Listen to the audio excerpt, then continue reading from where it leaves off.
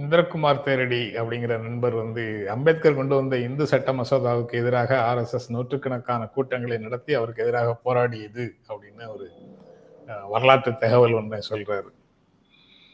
அவங்க என்ன பண்றாங்க, அம்பேத்கர் வந்து ஹிந்தி தான் ஆட்சி மொழியா இருக்குன்னு சொன்னாரு, அதை மறந்துடுறீங்களான்னு கேட்கறாங்க.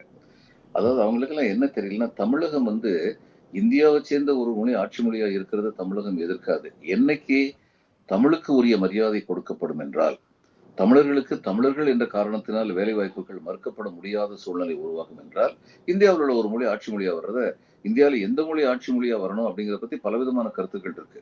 பிதான் சந்திர ராய் வந்து சொன்னார், முதல்ல ஸ்கிரிப்ட் இந்த லிபி வந்து ஒன்னாக்கிடுவோம், அது ஒரு நல்ல முயற்சி. அதாவது இப்ப நான் வந்து பெங்காலுக்கு போறேன், அல்லது ஒரிசாவுக்கு போறேன், பீகாருக்கு போறேன், அங்க வந்து பஸ்ல வந்து அந்த ஊர் பேர் எழுதியிருக்கு, அது பெங்காலில அது ஒரியா மொழியில் எழுதியிருக்கும். இந்தியா முழுமைக்கு ஒரே ஒரு லிபி இருந்ததுன்னா அதை டக்குனு வாசிக்க முடியும் நம்மளால. இப்ப எப்படி கன்னடமோ தெலுங்கு வந்து ஏறக்குறைய லிபி வந்து ஒரே லிபி தான், எழுத்தூர் வந்து ஒரே எழுத்தூர் தான், சின்ன சின்ன வித்தியாசம் தவிர அப்படின்னு சொன்ன போது டாக்டர் பிதான் சந்திர ராய் வந்து ஆமா பெங்காலி லிபியை வச்சுக்கலாம் அப்படின்னு அதோட அதோட அந்த பேச்சு நின்று போச்சு.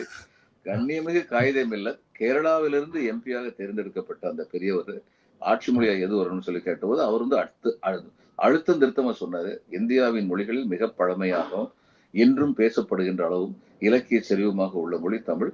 அப்ப இந்தியாவுக்கு ஆட்சி மொழி ஆகிற தகுதி தமிழுக்கு தான் இருக்குன்னாரு. அதோட அந்த பேச்சு நின்று போச்சு.